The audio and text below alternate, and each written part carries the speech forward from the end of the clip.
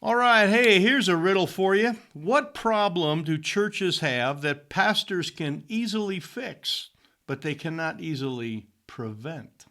Okay, we're going to cover that here at the Better Sundays podcast at reachkeep.com in just 1 second. Welcome to the Better Sundays podcast. Focused, practical, and usable advice for church leaders looking to reach new young families and impact their community.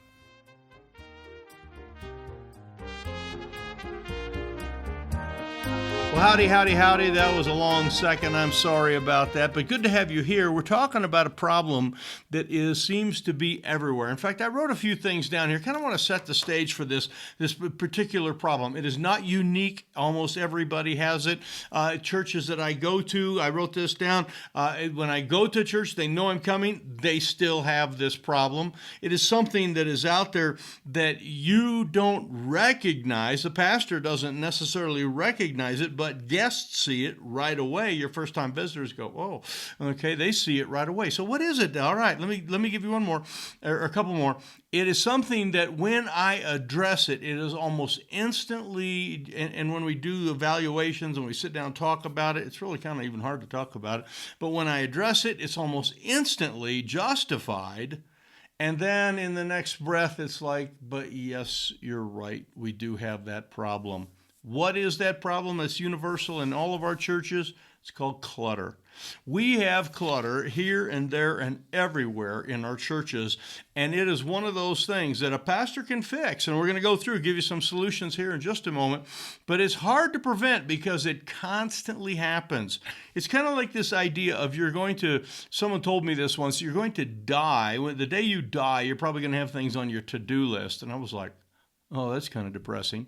And here it is. The day you die, there'll probably be clutter in your church. The day you die, there'll probably be clutter around. It's like, oh, I should have put that away, whatever. Clutter happens. It happens all the time, and it needs to be managed. Not easily solved, but managed. But let me give you some things that we do to fight clutter around here, and some things I've given to churches that kind of help them with that. I'm going to give you some extra resources here, too. The links will be in the show notes, so you can just go down and click on the link and it'll take you right over to one of our training sessions that we've done on this. So I think one of the things that is important with clutter is to make sure that you are guest ready, that you are guest centric. Now I've got a podcast on this about making sure that you're focused on guests, and I'll put the link in the thing there. It's only about maybe 10-minute podcast, but it help you as a church to be like focus on new people coming in the door. And when we don't have new people coming in the door and we just get used to the same old, that's when things start to kind of grow on the edges and start to pile up there. So number one is to be guest-centric. Another one is to make sure that you are core-driven. In other words, your core values that you have, and I've got a podcast here. I'll put this link in there too. It's called the Core Value Parade. It's the importance of having your core values out front. And when your values are out front, you understand that there's certain areas of your building have certain purposes and that you're doing everything more focused. In other words, you're not just kind of coasting. Clutter comes when you start to coast, and you've been there for a long time, and it's the same people, same this, same that, and pretty soon something's sitting there, and it's been there since last Easter or last Christmas or last 4th of July, whatever it happens to be, and you're kind of coasting. When you become core-centric, and when you become driven by your values, okay, your core specific core values, that will help you to reduce clutter. And this is why you need to watch some of the things that we do some training on here, because your core values are not necessarily doctrinal things or doctrine, but they are doctrinal, and they're also not just real ambiguous like, do all to the glory of God. I think we all have that as a value. There's no doubt about that. We want to glorify God. But it's this idea of that we have guests and they're coming in and there's a purpose for what we're doing and we're building relationships, and these things should or shouldn't be there. So all of that will help you. Those couple of things will help you to make sure that you're guest-centric, focus on guests. Number two, that you're really core-driven. So what are some of the problems? Well, some of the problems with clutter is that somebody owns that clutter, okay, and it was put there by somebody. And so if it's your own clutter, Pastor, if you left some of your stuff sitting there, you got your theology books or you got your dirty work boots over in the corner because it was a work day or whatever, fix it. You can do that. And when you lead by example, that's going to help with the other people there. It's always scary to approach somebody and say, hey, I wonder if you could move that. And they go, well, what about your stuff over there? That's why you need to take care of your stuff over there first and make sure that you have decluttered the best you can. But oftentimes there are some things there that kind of sort of belong to someone else in the church or another department or some hierarchy that sort of exists, not official hierarchy, but Mrs. McGillicuddy, her piano bench has got all her extra music books are right there, and we want to keep them out so we can use them, that kind of thing. So how do you kind of deal with some of those kind of things? The person that's kind of guarding that. Well, one of the things that we've done around here that I think is very helpful, and I recommend this for your church, is to do this, and you can do it a couple times a year, but it's sort of the common idea of called spring cleaning. In other words, we're going to be cleaning up and doing special cleaning, not your janitorial routine work, but like we're doing something special, and we're going to declutter and get this whole room kind of taken care of, as if you were like getting ready for a big meeting. And sometimes it works really good to have a big missions conference or Bible prophecy conference and people coming in. Oh, we're going to get cleaned up. I know that's how it works at our house. Well, we vacuum, we clean, we do all sorts of things. Our church gets all ready when we have special guests coming. But spring cleaning can help you. Think of it as if you were going to like maybe paint a room, or you're going to do something too. When you paint a room, you kind of take everything out.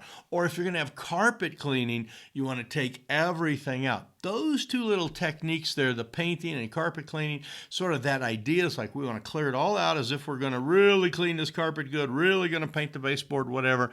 And that helps you take things out of that area. And when you move them, then of course put them into a better place, and sometimes that might be the trash can with a lot of clutter.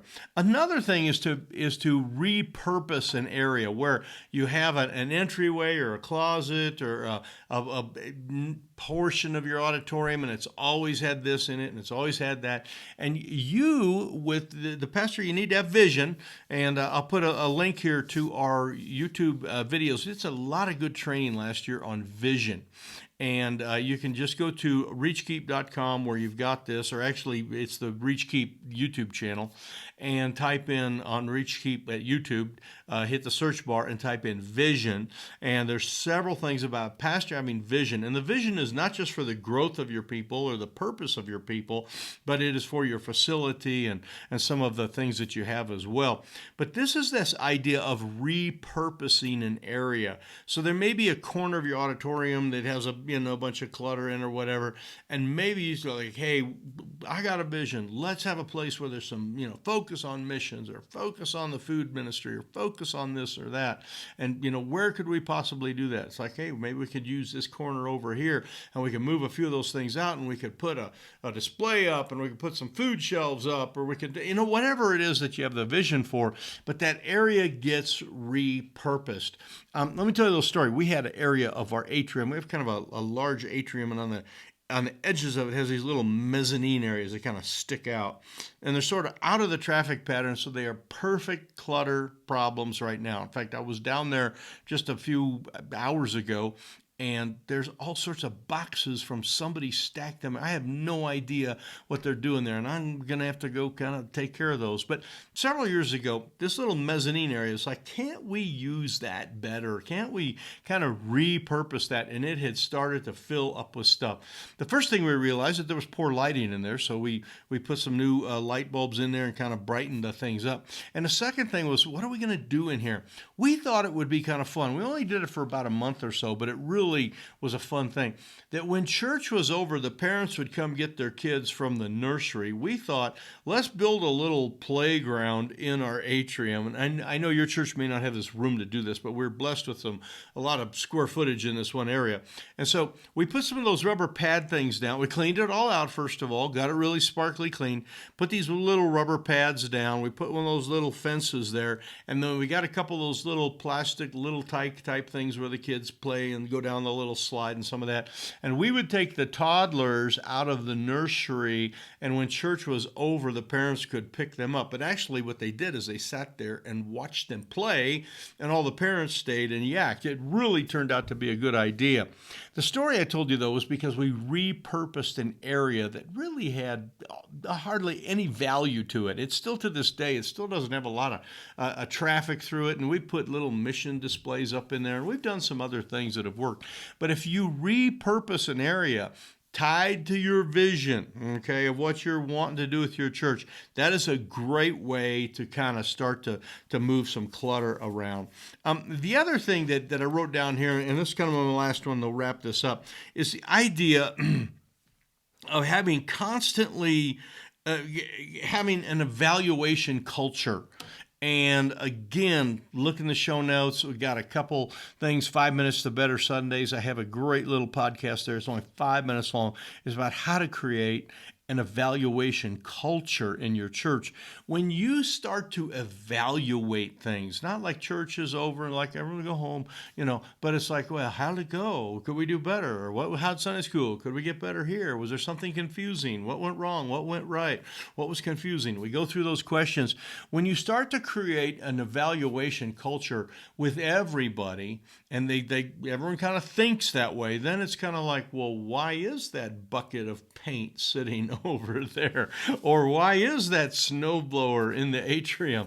My favorite story is a church I was at out in Nebraska for it was a wedding or a funeral. I was there for something in the middle of summer, 100 degrees, going to this church, and they got this little entryway, not very big, about the size of this studio, not even that big. And on the side was a gigantic, big handheld snowblower that they used in the winter because it drifts bad and it's bad, and they had to have it. But the snowblower was for one guy, the guy who runs the snowblower. It was there for him, and it was there for the handful. Just a few times that they have deep enough blowable snow, to most of the time you can sweep it off with a broom or shovel it or whatever. But just a few times out of the year. But that atrium, little, I think you call it a vestibule in a church, an entryway, a breezeway, something like that. That little area was wiped out. Okay, big chunk of it by a gigantic snowblower that was for one purpose.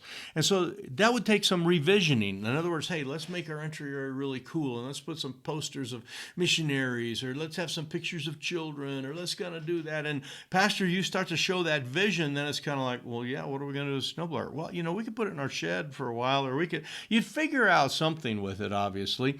But vision is coming first. If you just walk in and say, hey, Hank, get the snowblower out. I don't care where you put it, but get your stupid blower.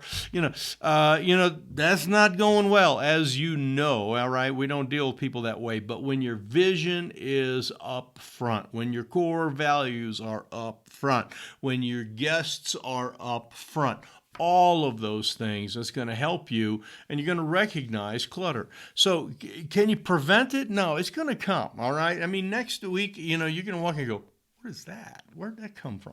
It just happens all the time. We get these daily bread magazines and these little acts and facts things, they call them, and different little handout periodical things, and it's kind of like you don't want to throw them away once they're old because they're still kind of good material, but, you just end up with these piles of them here, and it's like, where'd that come from? You're not ever going to prevent it. You're going to die with clutter in your church, Pastor. I'm just going to tell you that. But you can fix it, okay, for moments. And you can have these moments where you've repurposed something, where your core values are up front, your guests are walking in, and they're not looking at clutter. They're looking at, like, the posters you have on the wall, and they're looking at things that you have, and it's like, wow, this church has purpose. This church is going somewhere. This church has some forethought to it. If they think about things ahead of time, they must be thinking about me, and praise God, I'm going to come back to this church.